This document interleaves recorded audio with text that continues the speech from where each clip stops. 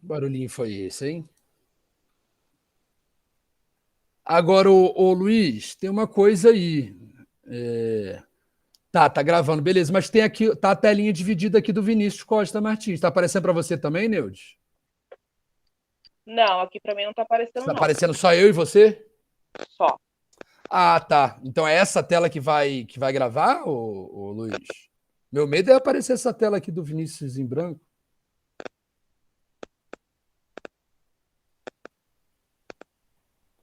Porra. Também espero que sim. Que aí tem que ficar só eu e ela, né? Senão fica meio Salve, Vini, um estranho. beijo. Ah, não, mas é o Luiz. É o Luiz, tá É o usando Luiz, é verdade, é o verdade. log e tal. Tá. Ah, então beleza. Ah, então vai aparecer isso, Luiz. Que ótimo. Beleza. Então, posso começar? O Neudes tem um estilo que eu vou começar fazendo como se eu tivesse assim, nervoso, mas é uma técnica, porque no início que entra a transmissão ao vivo, essa forma assim chama mais gente para começar Tchau. assistindo. Tá Mas não é bom, nada demais, é só você não se assustar. tá bom. Beleza? Então tá. Posso começar então, né, Luiz? Beleza, fechou. Bom, vamos lá. Polêmica racial no BBB, luta antirracista, racismo reverso, né, textos polêmicos, rebatidas polêmicas. Estamos aqui para falar sobre tudo isso, sobre a luta antirracista, sobre as eleições de 2022, sobre esse, né, pandemônio que se transformou o Brasil, com a Neudes Carvalho, né, administradora, estudante de sociologia, né? Ela é presidenta do Movimento Negro do PDT de São Paulo, do estado de São Paulo. Eu sou Thiago Mangue, estamos aqui no Brasil Independente, o BR Entrevista. Para mim é um prazer recebê-la, Neudes. Muito boa noite. Boa noite, Manga. Boa noite aí a toda a equipe, BR Independente. Parabéns. É uma honra estar aqui com vocês. Muito obrigada pela acolhida, viu? O prazer é todo nosso. Bom, Neudes, já vamos começar falando disso, especificamente dessa primeira polêmica. Né? Semana passada começou o Big Brother Brasil. A gente sabe que o bicho já está pegando, esse fim de semana já foi uma loucura. Mas eu vou puxar para ouvir a sua opinião, especificamente sobre lá no início do programa, né, uma frase, eu não vou citar todas, mas tem uma participante, Natália. Aliás, né, a questão da negritude brasileira tem uma grande representação nesse Big Brother. Né? Não é só a Natália, tem a Linda Quebrada e tem vários outros participantes, né, que são negros e negras, e a casa está mais representada nesse sentido, me parece. Né? Quero que você também me diga, mas sobre a questão da brother Natália, vamos dizer. Né? Que ela falou algumas frases que foram consideradas infelizes, inclusive por pessoas que fazem parte de movimentos negros, da luta antirracista.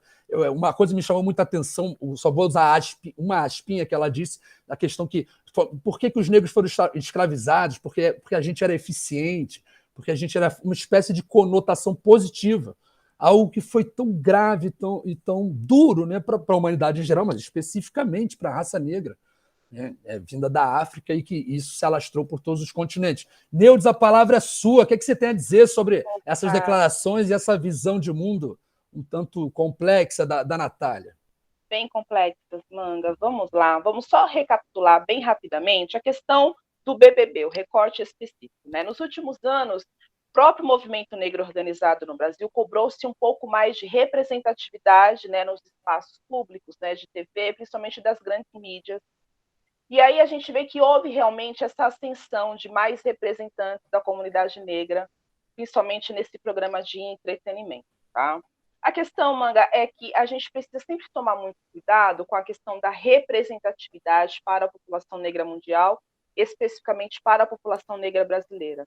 Né? Nas últimas 2 décadas, nos últimos 20 anos, sempre falou-se muito de representatividade, né? E o quanto isso é importante. Acontece que, quanto militante do movimento negro organizado no Brasil, né, eu sou acadêmica também, eu sou militante do movimento de moradia e eu sou uma mulher negra e periférica. A gente entende, a gente precisa levar em consideração que, como bem disse Lélia Gonzalez, Manga, você não nasce negro no Brasil, você se torna negro. Por que essa máxima da Lélia? porque o processo de escravização histórico no Brasil deixou marcas fortes, e principalmente a marca de que nascer negro no Brasil é algo negativo. Então, nascer negro no Brasil não é bom. Há 521 anos, a população brasileira ensina isso. O sistema, né, eurocêntrico, o sistema escravocrata do Brasil nos ensina isso. Quanto militante do movimento negro organizado, não só a questão dessa recente participante aí dessa edição do BBB 21, mas vários outros que já tiveram falas equivocadas, comportamentos equivocados, eu atribuo diretamente, sem medo de errar, Manga, que é parte do processo de colonização e os reflexos que isso deixou para toda a população brasileira, em suma, a população negra. Então, você nasce num país que, repetidamente, sistematicamente, negros não aparecem na TV, negros não são presidentes de partido, negros não são presidentes de empresa, e negros são alvos de todo e qualquer tipo de violência subjetiva ou objetiva, física ou psicológica nesse país.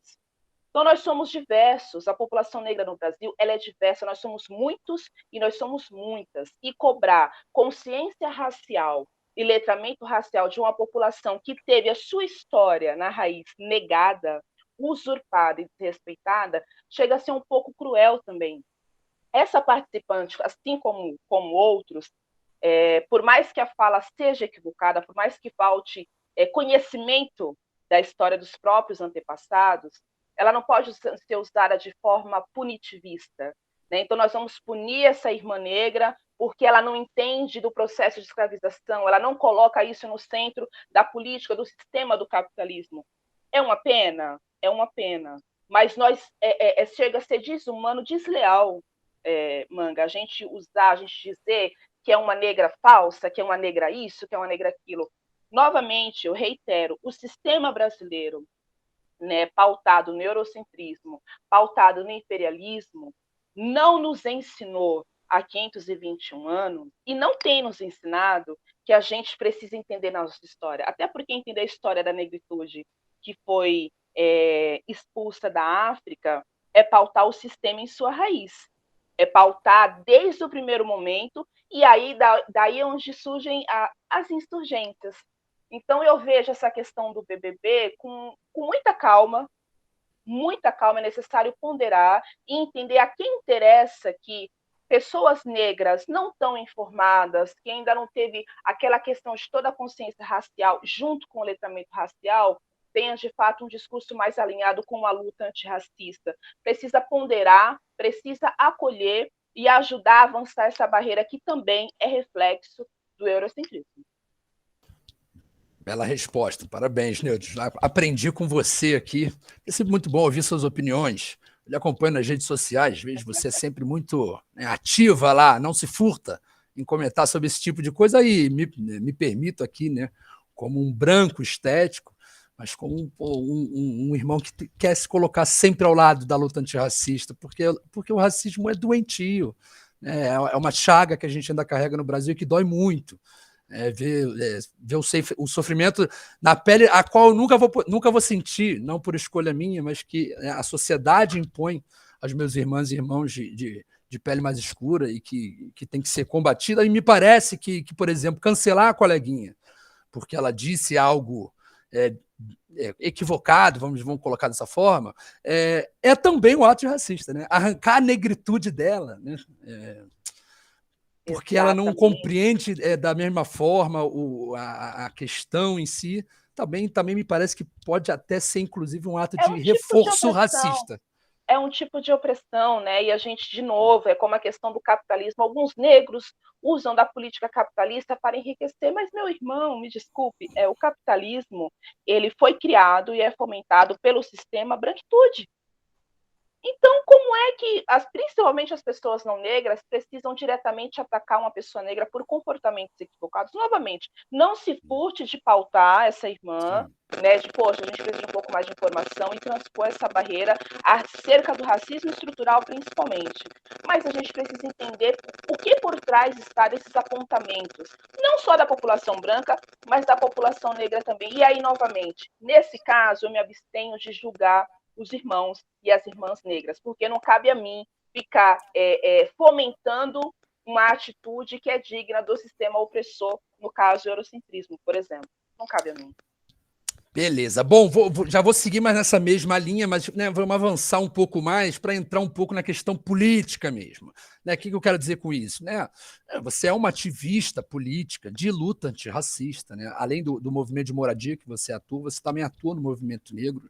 Né? Eu vejo que você é muito atuante, principalmente nessas duas questões aqui em São Paulo, e depois você pode me contar sobre outras que você quiser falar sobre o que você está querendo, porque essa mulher não para. Mas o que eu quero perguntar aqui, porque teve até um texto também recentemente, né, opinativo, na Folha de São Paulo, que causou um grande estrago, porque o título dizia que a luta identitária estava causando um aumento de racismo contra brancos.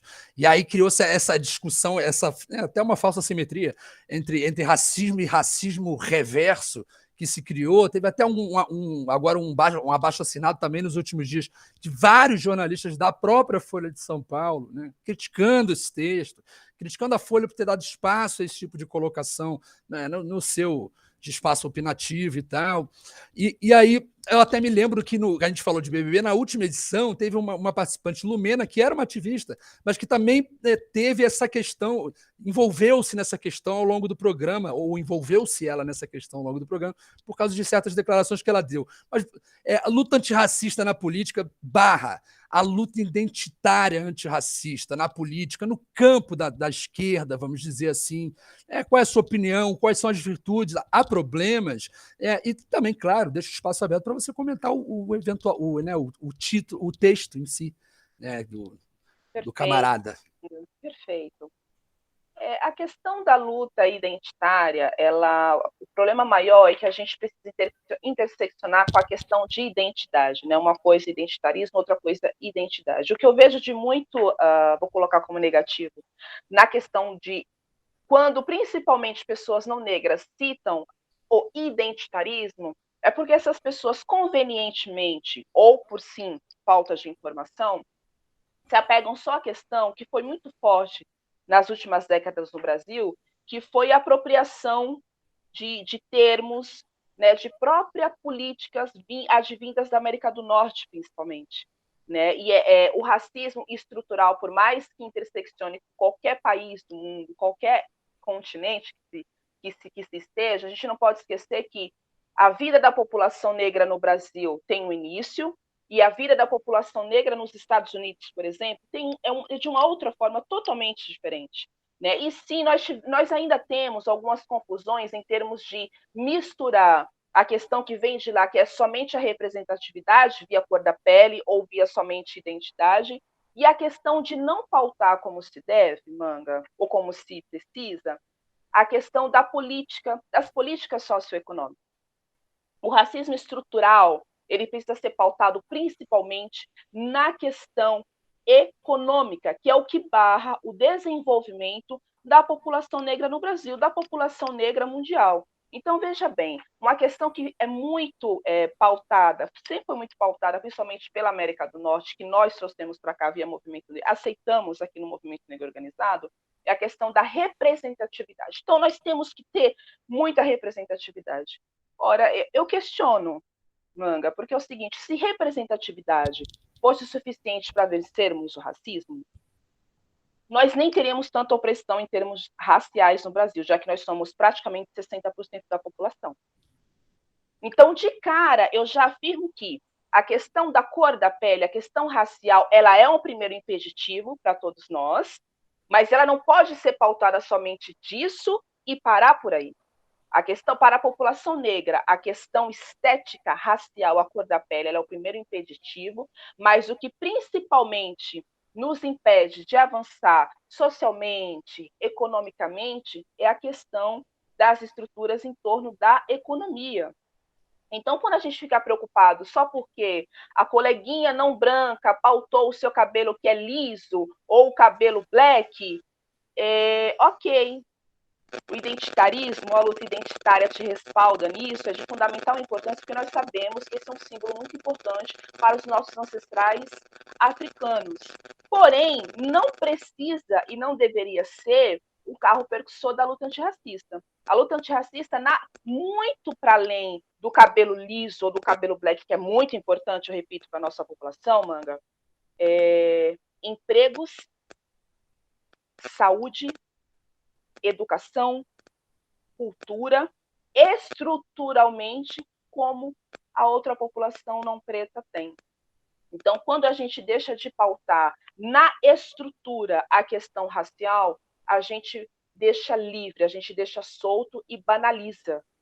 Né? Então, a luta identitária é importante. Eu acho que essa pergunta ela não deveria nem ter essa dúvida, ela é de fundamental importância. Agora, as identidades precisam ser tratadas em suas especificidades e jamais esquecer que a luta antirracista precisa ser pautada muito insurgente em enfrentamento ao capitalismo. O capitalismo é exercido, é inserido no Brasil há mais de 521 anos atrás, via feudalismo, via reindustrialização, com o acúmulo de mão de obra gratuita ou barata, que começa com a escravização de pessoas negras. E isso, estruturalmente, é dividido nesse país ao longo dos 521 anos. Sem esquecer a questão dos indígenas, obviamente, que já estavam aqui quando os escravos começaram a vir para cá. Então, a gente precisa tomar muito cuidado. Eu respeito todos os meus irmãs e irmãos que têm uma questão com o lugar de fala, o meu lugar de fala, o seu lugar de fala também tem que ser respeitado, Manga, como homem branco, como homem hétero branco, é o seu lugar social. Quando eu ataco o seu lugar de fala ou o seu lugar social, eu não estou sendo tão menos opressora. Seja eu mulher branca, seja eu mulher negra. Então, tomar cuidado com os arroubos que vêm de fora via representatividade, via somente estética, é de fundamental importância para que a gente não caia na armadilha de toda hora ter que pautar só o racismo. Eu sou uma mulher negra e periférica. Ah, mas esse é o seu principal cartão de visita. Fenotipicamente falando, sim, mas eu sou muito mais que isso. Eu não preciso pautar no meu lugar social de mulher negra e periférica a toda conversa, a todo momento. Esse lugar já é meu, ele nasce comigo. Né? Então, vamos falar, por exemplo, da questão socioeconômica da população negra no estado de São Paulo, por exemplo, que propôs ações, propôs ideias, políticas públicas a partir desse lugar também. Eu acho que o grande problema nessa questão são essas confusões de interpretação e, principalmente, não entender que nós precisamos pautar a vida da população negra a partir do Brasil, a partir da população brasileira, das realidades sociais, dos marcadores sociais da população brasileira. A política no Brasil, hoje, para a população negra, e não só no Brasil, mas no mundo, a gente sabe que também advém-se muito dos problemas do racismo estrutural, Manga. Né? Não tem como a gente negar que a alternância de poder que falta, a questão do acesso, por exemplo, às próprias informações, ao acesso a esses espaços, eles são menos acessíveis para as pessoas negras, para homens e para as mulheres negras. Né? Uma das principais questões da agenda do movimento negro organizado é exatamente isso. É como nós precisamos avançar para além das cotas, para além da representatividade, porque dizer que você vai manter a cota ou para aquela chapa ou para ocupar aquele cargo no gabinete ficou fácil de se fazer. O que a gente espera é que todos esses debates e todas essas políticas sejam de fato debatidas, sejam diálogos sinceros e qualificados a partir do olhar da população negra. Perfeito. Bom, e aí aqui sim, né, no BRI, eu pauto. Então eu vou pautar aí uma coisa que tem a ver com você ser mulher, com você ser negra, mas antes disso, eu gostaria de lembrar, acho que um fato só histórico importante, datado, né, que não é pouca coisa que o Brasil tenha sido o último país do Ocidente a ter abolido a escravidão no dia 13 de maio de 1888. Né? Foi menos de 150 anos atrás, e também um processo que foi muito cruel, porque os negros, em tese, foram libertados, com uma mão na frente e outra atrás, deixando para o senhor de engenho tudo aquilo que eles tinham construído. Né? Isso criou já de antemão, e assim começam a nascer as favelas, as periferias, porque de antemão os negros são livres, mas livres sem ter o que comer, sem ter onde morar, sem ter. Então, também essa liberdade também foi falseada. Né? É uma abolição muito que precisa ser contestada, né? Até os dias de hoje. uma abolição que precisa ser contestada, discutida, e acho que é importante, e acho que você falou muito bem, sabe, Neudes? Acho que, principalmente assim, daqui do meu mundinho, da onde eu olho, da minha bolinha, sim, eu vejo muitos irmãos e irmãs que têm uma capacidade muito grande de poder apontar onde estão os problemas. Mas eu vejo, infelizmente, muito menos irmãos e irmãs, brancos ou negros, né? Depositando essa mesma vontade, essa mesma energia em criar soluções, né? Em apontar quais as soluções nós precisamos urgentemente, porque a gente já sabe que o negócio está cagado, né? No bom sentido. A gente sabe que tem um problema grave, mas como que a gente resolve esse problema? E aí, né, acho que a gente precisa avançar nisso. Bom, Neudes, para a gente fechar o nosso primeiro bloco, eu fazer minha brincadeira, que eu sempre faço uma homenagem a uma grande entrevistadora, Marília Gabriela, faço um bate-bola, um jogo rápido. Mas antes disso, queria ouvir de você o seguinte: como você, mãe, mulher, ativista, né, trabalha, evidentemente, para sustentar a sua família, a sua casa, poder dar um futuro para sua filha. Eu gostaria de saber como né, fazer tudo isso ao mesmo tempo e ainda ser uma ativista política, ir para a pancada no sentido do debate, ir para o movimento negro, ir para o movimento de luta por moradia, como né, se equilibrar entre tantas missões que você tem cumprido em sua vida. Manga, você sabe que a minha consciência racial e o meu letramento racial, ele também chega tardio, né? Antes tarde do que nunca, ok, mas ele chega bem tardio. Então, um pouco mais de 10 anos, 12, 13 anos, eu descobri que mesmo num cargo de gestão, eu sempre trabalhei com gestão de call center, né? Equipe de call center, equipe de vendas. Então, quanto supervisora, né? Eu já estava aí na metade da primeira graduação e eu fui convidada a ocupar um cargo na direção daquela empresa de call center. Eu sou filha do call center, né? Também um ramo muito precarizado. E aí eu descobri, com o passar dos meses, Manga, que só por ser mulher, primeiramente, na minha cabeça, eu recebia 40% menos que o meu colega que exercia a mesma função, né? Então, esse despertar para pensar uma nova cidade, um novo mundo, vem de uma vivência muito, muito minha, né? Que eu vivi, que eu senti na pele. E eu ainda não entendia que o fator raça já estava ali primeiro. Porque, para além do gênero, a minha colega, na mesma posição que eu e o outro colega homem, a minha colega branca também recebia mais que eu, pelo menos 20%, por não ser negra. Né? Então, a minha consciência, ela vem ao descobrir, e de uma forma muito dolorosa, Manga, que as mulheres negras, elas são atravessadas pelos marcadores sociais de raça e de gênero. No caso das mulheres brancas, né, somos todos classe trabalhadora, eu gosto muito de falar, de enfatizar que o meu lugar de fala, o meu lugar social, para quem preferir, Manga, não é o movimento negro.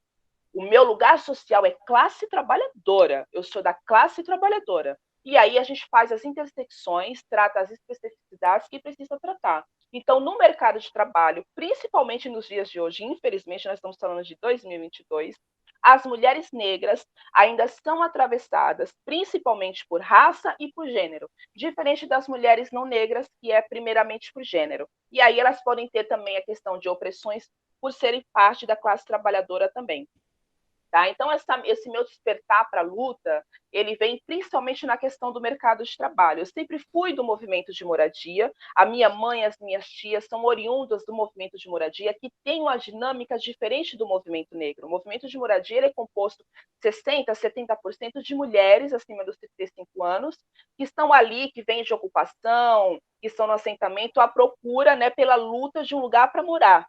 Né? Então, eu ainda não tinha um contato direto com a questão racial. Minha base de militância, minha base de corpo político é o movimento de moradia. Foi tentando ter um lugar para morar junto da minha família, os meus 2 irmãos e os meus pais. E aí, a partir da faculdade, a partir da rua, né, da periferia, a gente entende que o movimento negro é quem acolhe muita ou a maioria de todas as pautas que vem no movimento de mulheres, no movimento de moradia, LGBTQIA+. Então, esse olhar político, ele aflora nesse sentido de tentar me profissionalizar, tentar ter melhor ocupação, melhor salário, e principalmente com o nascimento da minha filha vai completar 11 anos esse ano, é uma menina negra, né? E infelizmente ela só não vai mais sofrer do que uma outra menina não negra, meninas que também sofrem. Então, é uma sociedade que desde cedo nos faz questionar, mas eu continuarei somente brigando na rede social, somente lamentando na rede social, só apontando os problemas e não pensando em resoluções? Eu acho que mais do que nunca nós precisamos ser propositivos. Então, eu já tinha uma luta inconsciente, que era a luta por movimento de moradia, né? Quando eu penso em movimento negro organizado, eu venho pensando na ideia realmente de ocupar mais espaços políticos, de ter um debate público mais qualificado. Né? Então, essa consciência, essa ideia de propor ações, ela me tira do movimento negro somente quanto militante, me faz pensar principalmente em estar num partido político. Antes de você pensar em terminar esse nosso bloco, você mencionou aquela questão da gente propor, da gente não pensar só no que está ruim, que é um dos maiores problemas dentro de todos os movimentos de base, Manga, é exatamente isso. A gente entender que o enfrentamento ele é feito principalmente a partir das nossas vivências, né, das nossas narrativas, e propondo principalmente a partir dos nossos lugares sociais. Então, no Brasil hoje, Manga, quem são as pessoas que mais sofrem com o problema de corrupção, que é uma questão, e um outro problema muito maior que assola a nossa sociedade é a questão do acúmulo de riquezas, que hoje no Brasil é 0,1%, né, que é a questão daqueles mínimos, né, que tem a riqueza que 10, 20 pessoas no Brasil acumula riqueza para mais de 60% da população brasileira, se a gente vai pensando em equivalente. Esse é o maior problema da nossa sociedade. Como estruturalmente as populações historicamente mais vulneráveis já sofrem, então, por conta desses marcadores, as mulheres negras, as mulheres tendem a sofrer um pouco mais. Eu penso que todo o debate político, desde o meu despertar para a política, Manga, precisa ser no sentido de que as estruturas precisam trabalhar juntas para que essas desigualdades de acesso, de informação, sejam reduzidas. Né? É a equidade não só de informação, mas principalmente de oportunidades. Então, não é fácil ser mãe, ser ativista, militante política, ser dirigente partidária, mas não tem uma outra forma de ocupar, que não seja estando nesses espaços, interseccionando com todos os outros grupos políticos, as pessoas brancas, né, os brancos, as brancas, o LGBTQIA+, o movimento de moradia, todos os grupos sociais precisam entender que a grande maioria de nós compõe a classe trabalhadora. A gente vai tratar as especificidades, né, o interseccionar, não é? Né, o que te atravessa mais pode me atravessar menos, mas que nós somos classe trabalhadora. E a partir desse lugar, em equidade, em informação, em respeito, a gente consegue avançar para pautar principalmente essa questão da desigualdade aí entre os ricos, os pouquíssimos bilionários que nós temos no Brasil, trilhardários, e o restante da população. Acho que uma das propostas de a gente começar a se entender quanto classe trabalhadora e, a partir dessa classe, pautar as desigualdades sociais que estão entre desigualdade racial, desigualdade de gênero e tantas outras. E aí, fazendo um adendo, 2 adendos para o que você disse, Neudes, para a gente ir para o nosso meio de bloco, vamos dizer assim. Primeiro, acho que talvez essa questão tenha sido a mais assim, assertiva, uma das mais, né, da obra do Karl Marx, que fala muito na questão da consciência de classe. Né? Quando nós nos reconhecermos todos os trabalhadores como classe trabalhadora, e é justo quando você vê a propaganda, né, ultraliberal, propaganda anti-organização de trabalhadores, ela vai bater o tempo todo nisso, ela vai fazer de tudo para que nós não percebamos que somos todos uma mesma classe trabalhadora. Né? Concordando com você e corroborando também o que você disse no estatística. Durante a gente está aqui há 2 anos e alguma coisa de pandemia, né? Está sendo, né, para o mundo inteiro, no Brasil ainda pior, pois temos um governo, né, que praticamente já lutou ao lado do vírus, né, durante muito tempo. É um governo federal, né, eu já vou te pedir para comentar isso, mas primeiro vamos deixar leve o negócio. Mas eu também li numa estatística do IBGE de que, ao longo dessa pandemia, né, o grupo social que perdeu mais emprego, que perdeu mais renda, foram as mulheres negras. Né? Então, isso também corrobora com o que você está dizendo. Né? Estatisticamente, o que você está argumentando aconteceu de fato agora no momento de, né, de muita dificuldade, bate sempre lá na corda mais embaixo. E essas populações menos protegidas e menos que têm menos acesso historicamente, né, a tanto a educação, quanto a dignidade, quanto a oportunidade de trabalho, quanto a oportunidade de uma série de coisas, acaba batendo sempre lá e aumentando ainda mais a desigualdade que você também citou na sua fala. Neudes, vamos fazer um bate-bola, um jogo rápido. Vamos lá. Mas 5 minutinhos, eu vou te pedir coisas, você me responde bate-pronto, né? E aí a gente vai para a nossa segunda parte da entrevista, que vai ficar ainda mais quente, acreditem. Vai ficar ainda pior ou melhor, né? Depende do ponto de vista de quem nos vê. Neudes, um filme, Neudes. Até as últimas consequências. Eu sou da velha escola já, não parece, mas estou. Neudes, um ídolo. Um ídolo. Meu pai, seu Newton Pereira de Carvalho. Seu Newton Pereira de Carvalho. Esse cabra deve ter sido bom. Neudes, uma música. Uma música. Jesus Chorou, Racionais MCs. Eu cresci ouvindo essa música, inclusive. Axé. Eu sou muito fã de Racionais MCs, aprendi muito com as letras do Mano Brown, né, KLJ, e sua Aprendemos, turma. meu irmão. Bom, por fim, né, é quase uma indução já a sua resposta, mas é também uma homenagem. Na semana passada perdemos uma diva, uma grande musa, uma heroína, uma guerreira, né, e em homenagem a ela eu faço essa pergunta, né, salve Elza Soares. A carne preta ainda é a carne mais barata do mercado, Neudes Carvalho? Há 521 anos nesse país. Pela pirâmide social brasileira, os homens brancos, as mulheres brancas, os homens pretos e as mulheres pretas. Nós continuamos sendo a base da pirâmide social e a carne mais barata, mais judiada, mais sofrida, sem sombra de dúvida. Salve Elza Soares, 91 anos de militância pelos direitos humanos, pautou o racismo estrutural antes do movimento negro organizado chegar à mídia, pautou o patriarcado ou patriarcalismo, para quem quiser, antes do movimento feminista entender que mulheres negras são muito mais marcadas do que as mulheres brancas.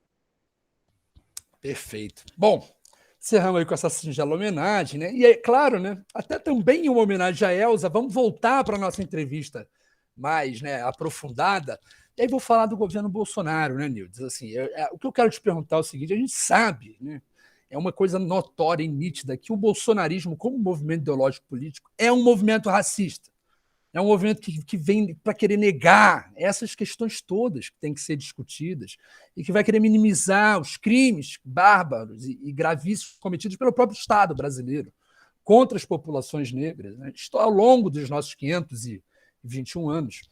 Bom, e aí eu queria que você comentasse como que você, né, enfrentou dentro de você esse período que a gente está enfrentando, que vamos chegar agora a ter uma eleição, né? O Bolsonaro vai completar 4 anos de governo, né, e com uma menção especificamente, né, você pode falar o que você quiser, mas eu não posso deixar de mencionar o Sérgio Camargo, né, presidente empossado da Fundação Palmares, e que tem em sua fala, em sua atitude, em sua conduta, a total negação, né, vamos dizer assim, dessa discussão da consciência negra, né, essa discussão, né, do que é o racismo estrutural no Brasil e no mundo, mas especificamente no Brasil, principalmente no Brasil. Queria abrir espaço para você dizer como foi, como tem sido para uma mulher negra, né, viver num país governado por esse tipo de gente que está dizendo esse tipo de coisa todos os dias, né, violentando os corpos negros e negras diariamente, de forma institucional, praticamente. Desculpe te interromper. Diga. Imagina. Manga, você sabe que, embora um certo partido, eu acho que, se não me engano, é Partido dos Trabalhadores, nega assinar o cúpula, né, recentemente, que não foi bem um golpe, né? Mas em 2016 eu achei que o nosso país ele tinha chegado ao fundo do poço. Eu ainda não tinha eu não tive aquela visão, até por uma questão de acesso político, informação política, interesse, de pensar que a coisa podia piorar um pouquinho pós-Temer assumir via golpe. Quando a gente começa toda a polarização, né, final de 2016, 2017 inteiro, em torno de um nome que ele surgiu, o nome surgiu, né, B17. Porém, Manga, eu gosto muito sempre de pensar nos processos históricos, porque se a gente não pensa em processos históricos, a gente esvazia o debate, a gente deixa vazio, a gente deixa só no vento, e não é legal. Bolsonaro e a ideia de bolsonarismo, que eu entendo que é um sistema de opressão também, em algumas especificidades, não é um Kinder Ovo. Não é aquela caixinha de surpresa que você abre, nossa, que surpresa. O bolsonarismo, junto com esse senhor que representa todas essas ideias retrógradas de violência, de ódio, de opressão, também é resultado, também é vertente de um processo que nasce desde a invasão desse país há 521 anos atrás. Então, essa ideia do ódio, essa ideia do negacionismo, do não existe, do vocês são tudo, como é que é? A turma do mimimi, não tem racismo, é uma ideia que é de ideia de extrema-direita que envolve esse país há 521 anos, manga. Não é uma coisa que nasce pós-golpe da Dilma Rousseff. Então, essa ideia de pobre não, negro não, mulher não, gay não, nordestino não, não é algo que nasce em 2018, quando confirma-se a eleição de B17. É algo que a população brasileira constrói institucionalmente, estruturalmente, ao longo dos seus 500 séculos. Então, infelizmente, a gente há que se questionar e se entender lá nas raízes da formação da sociedade brasileira o porquê que em 2018 se elege com 57 milhões de votos, né, ou mais para menos, uma figura que com todas as palavras, quando falava, não, os negros não servem para nada, mulheres são fraquejadas, né? Vamos privatizar tudo, não é para ter acesso a SUS, a educação, a gente vê esse processo, né? Durante o processo de pandemia, o não acesso à vacina, a negação da vacina, inclusive. Infelizmente, Manga, não é algo novo no Brasil.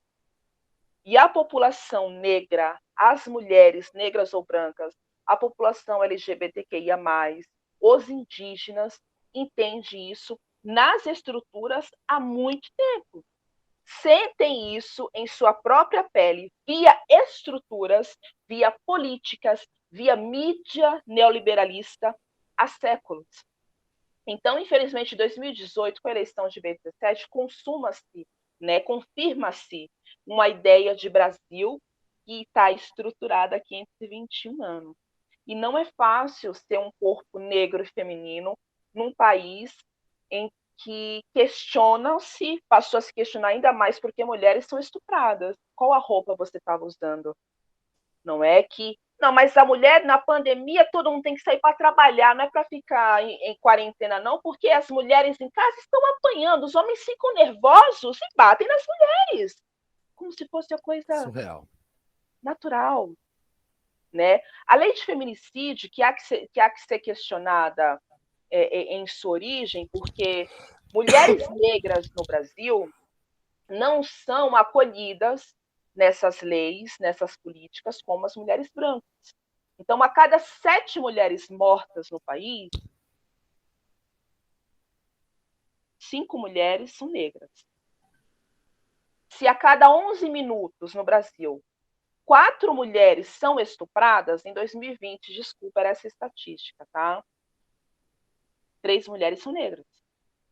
Então, nós temos um sistema institucional pautado estruturalmente em excluir, em jogar a mulher negra que compõe a base da pirâmide social no Brasil para o esgoto.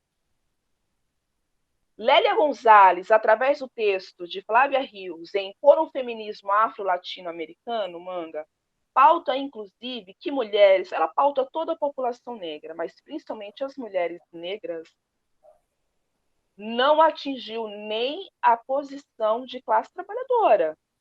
No Brasil, hoje, se não me engano, em 2021, isso acho importante deixar claro, pelo menos o ano, para a gente, nós somos da turma do Ciro, nós gostamos de informação correta, tá? Então, até 2021, nós éramos o quarto país no mundo com o maior contingente de trabalho doméstico. Mas vamos lá. Neudes, você está dizendo de forma pejorativa que o trabalho doméstico... Não, não é sobre trabalho doméstico.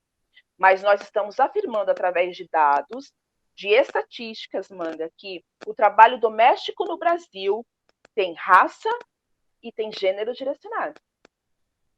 E o quanto, ao longo dos anos, a luta por lei trabalhista que acolhesse o trabalho doméstico no Brasil foi atacado, não foi vistoriado como se deve. Então, nós estamos dizendo que também a primeira vítima que morreu por Covid-19 no Brasil foi uma empregada doméstica preta. Então, nós estamos afirmando, via estatística, que pessoas pretas, sobretudo mulheres negras, passaram a ser mais violentadas, mais mortas, mais desempregadas, com menos acesso à saúde, ao Sistema Único de Saúde. E em 2021, até junho de 2021, Manga, uma mulher negra graduada no Brasil podia receber até 60% menos que um homem branco. Quando nós temos a ascensão de uma extrema-direita odiosa, racista, misógina, nós estamos reafirmando que a vida de uma população historicamente excluída, que vive em situações vulneráveis nesse país, piora e muito desde 2018. Então, infelizmente, há que se pautar que piorou para todo mundo, mas, de novo, pandemia do Covid-19, o governo Bolsonaro vem reafirmando, vem aumentando, enfatizando números que estruturalmente, historicamente, já eram muito graves, muito negativos para as mulheres pretas, para as mulheres no geral, para a classe trabalhadora no geral. É muito importante nós nos atermos a esses números, porque é a partir deles que a gente precisa propor saídas para o nosso povo. Perfeito, Neudes. E até me lembro de um episódio muito triste, né, que aconteceu, né, se não me engano, ainda estávamos em campanha, provavelmente, eu posso estar cometendo um equívoco no lapso temporal, porém me lembro de uma fala do atual presidente da República, né, ele entra num clube, inclusive de judeus, né, um clube israelense, né, e ele cita que vai acabar com esses quilombolas e tudo, e aí ele relata que ele foi lá, e que o mais magro tinha não sei quantas arrobas. Quer dizer, ele claramente, né, se refere a um corpo negro, a um irmão negro, a população negra como gado, como um animal a ser abatido. Né? E pior, ainda mais bizarra aquela cena, é que parte da plateia ri e aplaude. Não precisamos lembrar que o nazismo, né, tentou exterminar o povo judeu e os negros eram colocados ao lado dos judeus e de outras como raças inferiores, que tinham que ser eliminadas. Negros e judeus foram irmãos em opressão sofrida pelo nazismo. Né? E parte daquela plateia aplaudiu aquilo. Então, essa plateia aplaudindo é o quê? Reflexo da nossa sociedade há 521 anos. Tem uma frase emblemática dele, não sei se nesse mesmo episódio, mas muito, muito, muito seguinte, que é o que é escravidão? Eu me lembro bem, tem um vídeo sobre isso. Eu não escravizei ninguém. Sim. Esse pensamento, Manga, é muito importante a gente se atentar, que não é um pensamento unilateral, advindo, criado só por B17. Esse é o pensamento de grande parte da população que, ou por falta de informação, isso pode acontecer, a gente sabe, até pelos processos de negação histórico que a gente passa, mas principalmente por conveniência. Porque essa história de se gritar racismo, de se lutar contra o racismo, enche o saco. O meu tio não escravizou ninguém, e o meu pai não escravizou ninguém. Por quê? Porque o processo, ele é negado. O processo escravocrata, ele tem que ser escondido. Até porque mexe com a moral das pessoas, né, Manga? Você questiona privilégio. Você afirma que durante mais de 400 anos, sistematicamente, esse país escravizou pessoas por serem negras. Pessoas que naturalmente nascem livres em qualquer lugar do mundo e são escravizadas, foram escravizadas por serem negras. Então, essa fala é muito emblemática dele, né? Eu não escravizei ninguém, que eu tenho a ver com racismo, eu não escravizei ninguém. Isso é um retrato Sim. dessa população, infelizmente. Então, também não nasce com ele esse pensamento de que não existe racismo no Brasil, né? Bota aquele negão, aquele armário, o Hélio, tá? Eu sou preta, posso falar negão, tá, gente? Não vem me corrigir depois, não, tá? O negão, o Hélio, que ele bota lá atrás de armário, não aqui. Quer dizer, é o pensamento da sociedade brasileira. Nós vamos botar um aqui, mas cotas não. Eu posso botar um preto aqui para falar que tem democracia racial no Brasil, que é o que eu gosto de preto. Meu primo é preto, meu porteiro, tem muito isso, né? Meu porteiro é preto, Eu meu tenho até, motorista é até o preto. porteiro lá do meu prédio é Pois preto e ele é é, super legal. pois é, entendeu? Então, esse pensamento do não sair da ilha, né, do separatismo, né, Sim, do ódio, do apartheid 2020, 2021, sim. não é um pensamento novo que nasce com o B17. Infelizmente, é um pensamento enraizado na população brasileira. Mas vamos seguir que esse assunto dá pano para manga. Sim, sim, vamos chegar até na reta final aqui, estamos chegando próximo da reta final da nossa Isso. entrevista e faço até um relato breve, que eu sei que pode soar, né, um pouco white people problems, a gente brinca, né, white people problems, mas assim, eu acho que eu te dou razão no sentido de que não é fácil para um jovem branco no Brasil, no meu caso, por exemplo, quando eu descobri, eu fui entender quanto eu era privilegiado só por ter nascido com a cor da pele do meu braço, do meu rosto, não foi fácil para mim, né? E me dói muito. Eu carrego comigo esse peso hoje, né? E sim, né, para muitas pessoas é mais cômodo não ter que enfrentar isso, não querer enfrentar isso, porque a gente tem que enfrentar isso dentro da gente também. E aí a população branca, né, que tem a cor mais branca, ela tem uma responsabilidade brutal nisso. Né, em enfrentar os seus próprios demônios dentro de você, você entender a tua responsabilidade nesse processo, dos teus ancestrais, e o que você pode fazer agora, cara, para ajudar a desfazer essa M toda que foi feita. Né? Então, acho que esse é algum tipo de caminho que eu tento seguir hoje. Bom, Neudes, vamos agora falar de coisa boa, né? Vamos falar assim de futuro, vamos falar de o que queremos para o Brasil. Né? Não esse Brasil que já sabemos que não queremos. Bom, é sexta-feira agora, né? Tá essa confusão no Brasil agora, né? Porque o Ciro Gomes não adianta, ele não abre mão, né? E o PDT não abre mão, e o Carlos Lupe não abre mão, e está bancada a candidatura, embora a imprensa queira que seja. Todo mundo quer que retire, tem que retirar, não pode ser candidato. O Ciro Gomes, ele é candidato na sexta-feira, agora foi lançado oficialmente a pré-candidatura dele pela primeira vez, inclusive, um candidato a presidente da República foi lançado numa convenção totalmente virtual, né, por conta da questão da pandemia. Chegou, né, essa variante Omicron, né, que ainda tem essa conotação que, inclusive, foi descoberta na África. Então, tem racista no Brasil ainda tentando usar isso como conotação racista, para você ver como o problema é tão grave no Brasil. Porém, né, o que importa aqui dizer é que está lançada a candidatura, o Ciro vai até o fim, será candidato pelo PDT à presidência da República. Você é integrante do PDT, é presidenta do Movimento Negro do PDT de São Paulo. Né, querer ouvir de você qual é a sua expectativa, né? Vai ter candidatura? Eu ouvi falar um passarinho verde, ouvi falar de um negócio de uma bancada trabalhista, parece que tem uma turma se unindo aí, parece que tem gente muito boa, não sei. Você que vai me contar, Ciro Gomes, candidato à presidência, Neudes Carvalho, vai continuar, porque você foi candidata a vereador em 2020, eu me lembro, você foi candidato, fez uma campanha muito bonita, inclusive. Bom, e aí, quais são os seus planos? A questão do Ciro, essa coisa que não pode ser, todo mundo não quer que seja, mas não tem mais jeito, gente, conformem-se. Ciro Gomes é candidato à presidência, pré-candidato, e no momento que a Justiça Eleitoral garantir, será candidato. Neudes É Carvalho. isso, vamos lá. Salve Ciro Gomes, foi linda a convenção virtual. Salve o PDT de Brizola. Salve essa ideia de renovação, de esperança que esse partido, sim, deve, pode e vai levar até o fim. Ciro Gomes, pré-candidato à presidência da República. É um momento único, é um momento histórico de ventilar, de criar uma força de pensamento, uma ideia de pensamento, um conjunto de ideias de solução, mas ante tudo, Manga, de esperança. né, para o nosso povo.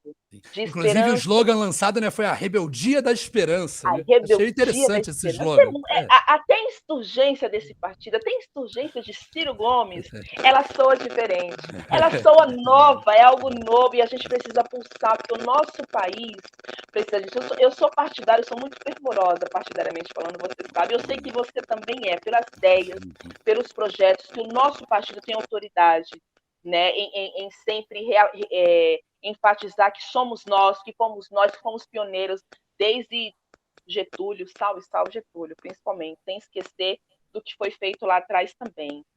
Foi um prazer participar dessa convenção. Ciro Gomes, confirmado como nosso pré-candidato, sim. E as pesquisas, isso, aquilo, vocês me desculpem, é importante, é muito importante, mas nós estamos falando de vias diferentes, de vias para a gente enfrentar a mesmice, para a gente enfrentar as políticas, nem a política, para a gente enfrentar o negacionismo e as políticas assistencialistas. Nós estamos falando de uma pré-candidatura, de uma possível candidatura, tudo se confirmando, né, Manga, lá na frente, de que onde o povo de fato será ouvido, onde o povo será tratado como o principal capital desse país é o povo, é a população. O nosso partido, o nosso pré-candidato Ciro Gomes, vem com essa força afirmando que nada vai caminhar enquanto esse povo continuar passando fome, porque sim, o nosso povo está passando fome. O nosso povo está desempregado, Manga. O nosso povo está sem comida, o nosso povo não está conseguindo comprar gás para cozinhar. Veja lá arroz e feijão. Não é uma particularidade. Então, a ideia de PDT, a ideia de Ciro Gomes, eu não vou dizer que chega tardia, mas chega no momento em que a gente precisa ventilar novas ideias, novas propostas, mas o que pode ser palpável. Né? A gente tem um pré-candidato com economia solidária, né? Com educação, a ideia de a educação eficiente, a ideia de tecnologia, a ideia de trabalho digno, renda digna para o nosso povo, que de fato mexam a partir das estruturas. Não só para a gente ficar no rentismo alimentando o banqueiro. Né? Nós tivemos partidos de esquerda, pseudo-progressistas, que fizeram pelo povo menos favorecido, fizeram. A gente não está aqui para ser negacionista também, Manga, mas a gente precisa entender que uma coisa é matar fome, outra coisa é desenvolver um país. Outra coisa são políticas públicas que garantam saúde, educação, emprego, renda, são coisas diferentes.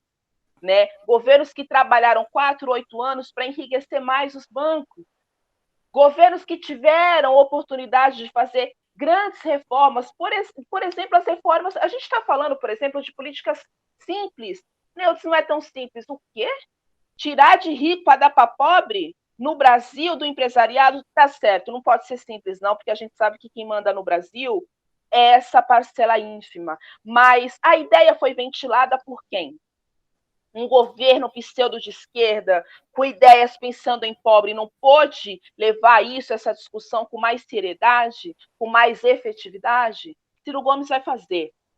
PDT vai fazer, que é o que a gente faz historicamente, é pensar no pobre, é pensar na classe trabalhadora.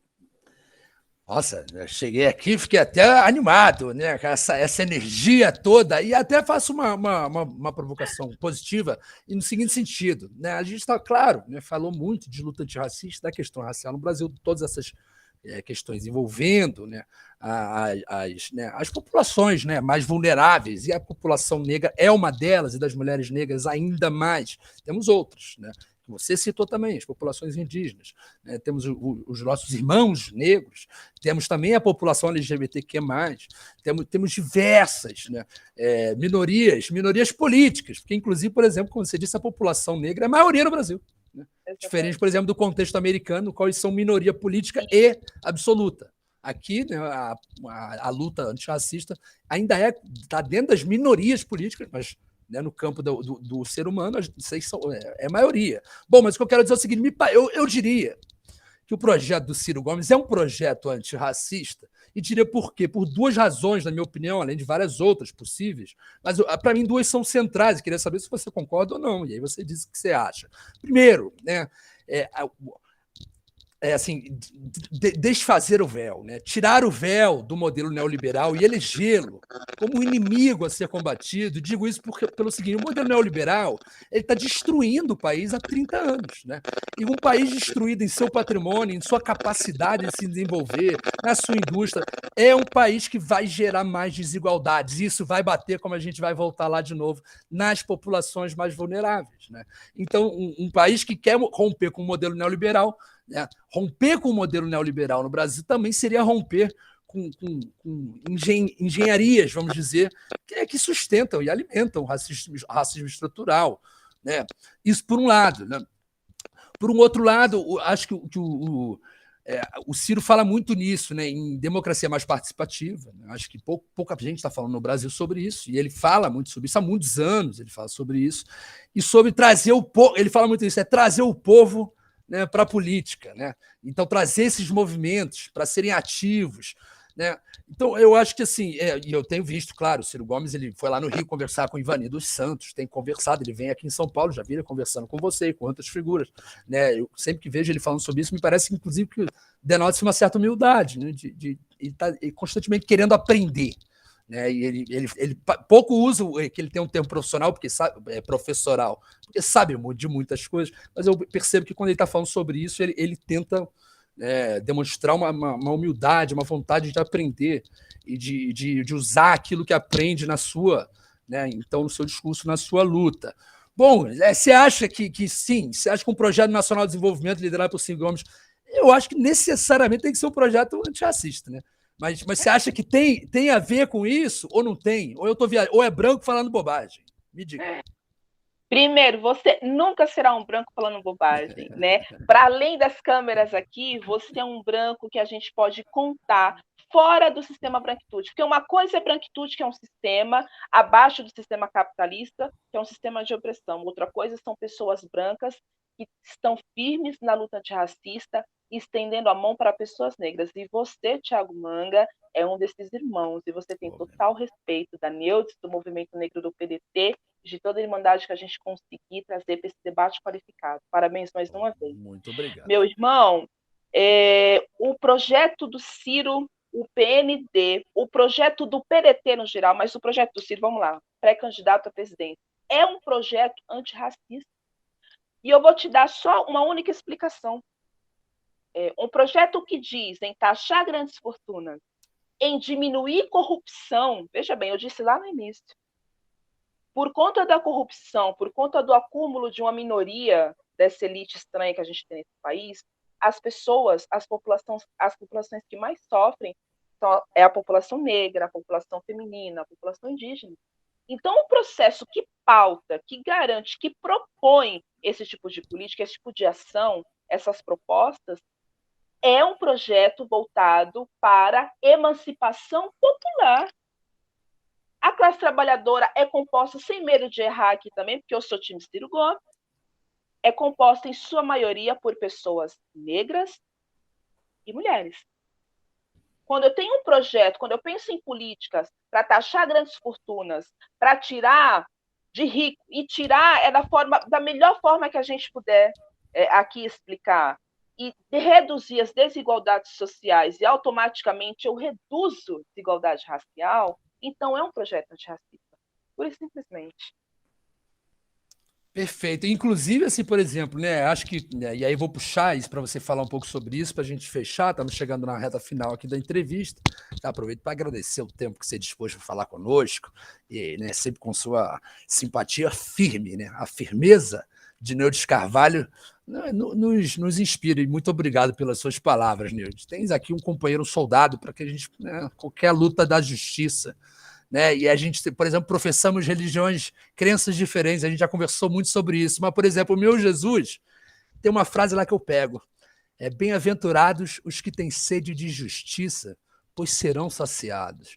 Né? E esse, por exemplo, é um pouco o meu cristianismo, que tem ficado muito fora das igrejas, né? Mas isso é um outro assunto. Bom, mas o que eu quero, né, dizer aqui, Neude, é que, assim, por exemplo, o Ciro Gomes é um ferrenho, né, radical, crítico da reforma trabalhista. Né? Diferente de outros líderes da esquerda, que ora dizem uma coisa, ora dizem outra, ou dizem algo aqui e dizem algo aqui, né, que em conversa diz que não vão, e depois diz que vai. O Ciro é muito claro, né, nessa questão, né, vai trabalhar para reverter essa reforma trabalhista, que é uma reforma que também tem essa conotação racista, né, Neudes Carvalho? Por quê? E digo por quê? Porque quando você tira toda a rede de proteção do trabalhador brasileiro, o trabalhador na base da pirâmide social vai pagar esse pato de forma muito mais grave. Todo mundo pagou esse pato. Mas, claro, né, agrava, né, aprofunda, né, as diferenças, as abissais desigualdades de oportunidades e de dignidade entre as populações brancas e entre as populações não brancas do país. Exato. Bom, como gerar emprego? Temos que ir para o pau a questão do emprego. Como gerar emprego em São Paulo, no Brasil? Você comentou comigo que você está né, se debruçando sobre isso, né? Porque eu acho que, inclusive, isso aí, a luta antirracista é como a gente gera emprego, como a gente também bota todo mundo para poder ter uma dignidade, uma possibilidade de sustentar sua família. Isso também é luta antirracista. Conta para mim sobre isso. Exato. Manga, eu sou classe trabalhadora da base, você sabe disso. Eu comecei lá atrás com call center, é um setor muito precarizado, né? E depois de 2017, com a lei da terceirização, essa desigualdade, né? Essa questão estrutural no trabalho, ela se aprofunda muito para muitos setores, principalmente. Eu sou estudante de ciências do trabalho, né? Sociologia do trabalho especificamente, pela escola de IESE. Aqui, sem cunho partidário, não tem nós somos time Ciro Gomes, né? O nosso comprometimento é com o conhecimento e como compartilhar esse conhecimento. Então, sim, é pela escola de IESE, uma das maiores escolas de sociologia, faculdades de sociologia da América Latina. Né? Eu tenho me debruçado não só na questão literária, mas principalmente dentro dos territórios, porque a gente sabe que lá atrás, com a chegada da globalização, com as políticas capitalistas, com toda a era da informação e a indústria 4.0, que é a quarta revolução, coisa e tal, as relações de trabalho, né, a questão da precarização, a questão da flexibilização, agrava muito a questão estrutural do marcador de trabalho, principalmente no Brasil, que já tem um histórico estrutural,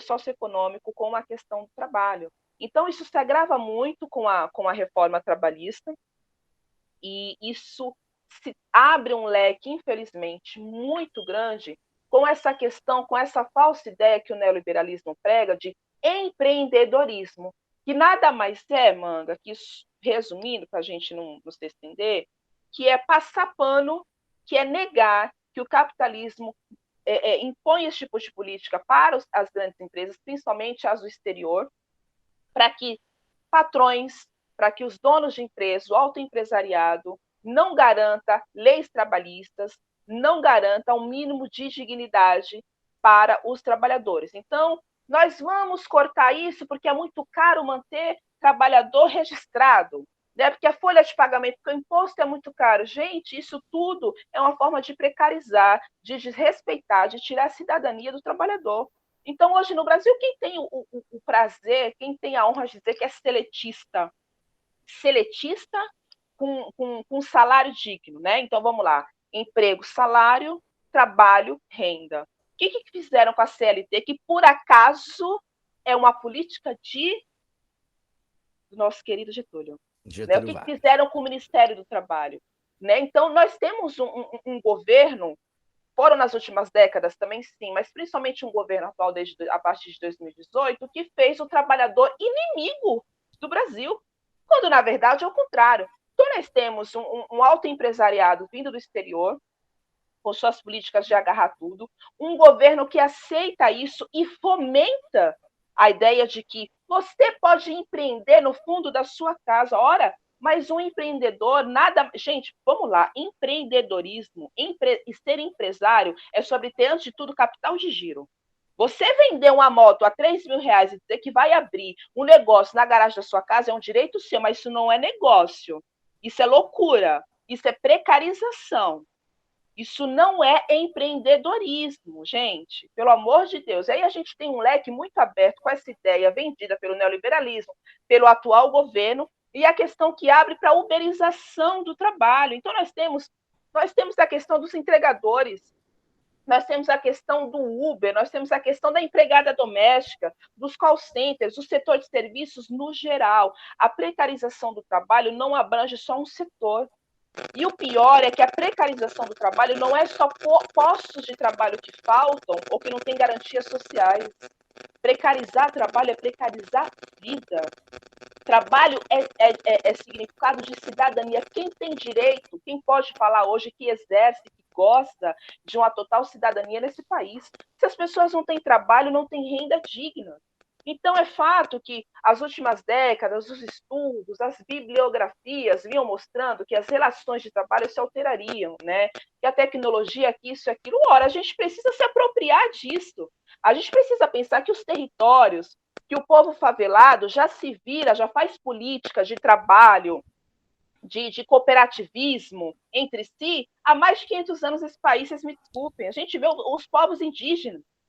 Então, a indústria 4.0 chega, serve só para o autoempresariado, garante que o empresário não vai pagar na renda, na fonte, aquele salário que o empregado realmente merece, para deixar só para alimentar o mercado e não para pensar no desenvolvimento da população, da classe trabalhadora. Então, isso é uma tragédia. E é uma tragédia anunciada, Manga. É uma tragédia que veio década após década, avisando, eu estou chegando, e governos pseudo de esquerda não fizeram nada.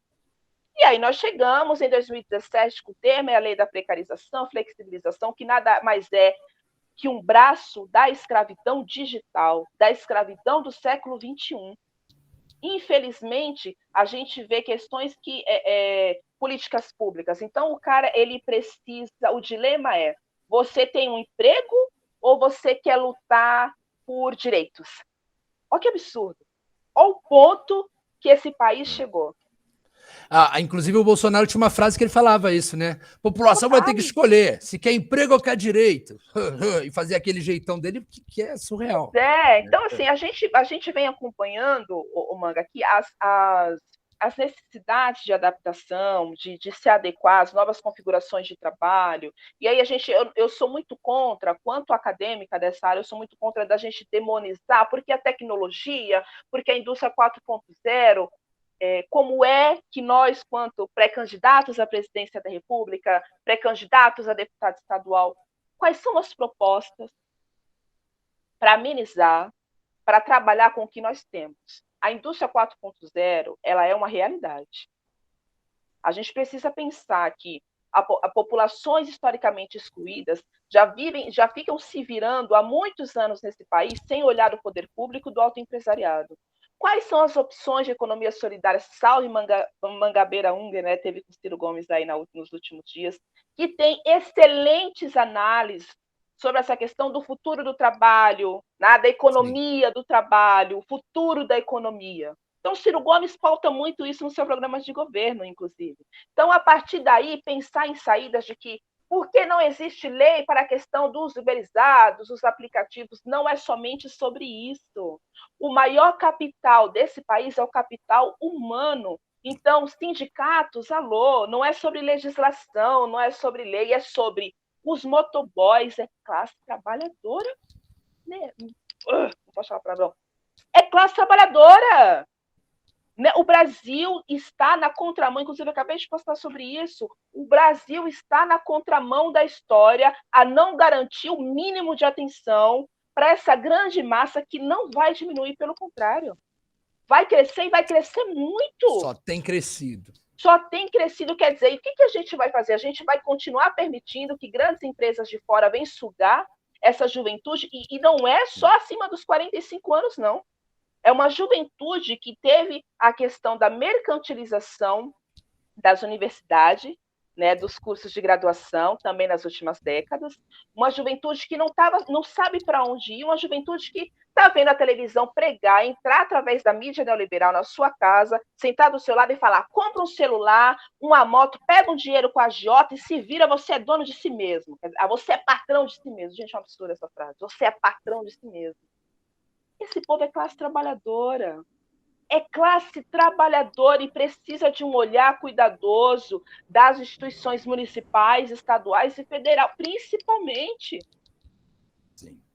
É muito sobre isso. São como pensar novas relações e novas configurações de trabalho a partir do que o mundo traz, mas respeitando principalmente o desenvolvimento territorial e principalmente o que os grandes centros estão fazendo e como isso chega para a classe mais marginalizada. E até para me despedir, e você vai ter que me falar uma coisa aqui que eu vou te perguntar para a gente encerrar. Estamos aqui com o tempo estourado. Bom, a propaganda, né, neoliberal, ela é muito potente, né, e ela é muito forte em todos os aspectos, em todos os lugares que você liga. Se ligar a TV, se ligar o computador, se você for na internet, se você pegar o celular, olhar, né, a propaganda, e não é de hoje, né? São décadas e décadas. Então, assim, às vezes eu vejo gente que nem percebe o que está dizendo e posta uma foto no Facebook de um garoto que deve ter ali seus 18 anos, todo suado, num sol de 40 graus no verão, numa bicicleta, levando almoço para alguém que ele não vai poder comer. E o camarada da posta ele fala, pô, olha lá que bonito, esse está lutando. Ele não está lutando, ele está lutando, mas não é que é bonito, não, ele está sobrevivendo, meu irmão. Né? Ele não pode morrer de fome. É uma então, romantização, para ele não né? ir para o crime, ele está fazendo isso. É a romantização da precarização completa das relações de trabalho. Né? Exato. Bom, Neudes Carvalho, para terminar, você não me falou nada, eu vou ter que me diz alguma coisa assim para eu ter alguma coisa, eu preciso levar para casa isso. E essa história de bancada trabalhista aí que eu ouvi dizer, que parece que vai ter uma turma que vai se unir, vai ter ou não vai ter? Que história? Você está no meio dessa turma ou não está? Conta para mim isso para a gente encerrar a entrevista. Olha ele, está todo atualizado no rolê. Claro que eu estou envolvida, tudo que é coisa boa, estou envolvida, você sabe disso. Bancada trabalhista, diretamente de São Paulo. Já está divulgada aí algumas coisas, então eu quero mandar um salve especial para o meu irmão Franco Chiarello, para minha irmã Nicole Macedo, Fabiola Baani, o Leandro e para Neudes. Que é você. Deixa eu ver se eu contei todo mundo. Peraí, a Fabiola, a Neudes, o Franco, o Leandro, a Nicole. Tá faltando alguém, cara. Não posso esquecer de ninguém, não. E o Henrique Vita! Um salve para essa turma. É uma bancada muito pautada no PND do Ciro, muito pautada nos valores trabalhistas, né? E aí a gente pensando também numa nova cara para a política de São Paulo, do nosso estado como um todo. Então eu sugiro para a turma dar uma olhada nas redes sociais, que vem bastante coisa por aí. É candidatura para estadual, sim, mas é só o que eu posso falar nesse momento. Cola com a gente.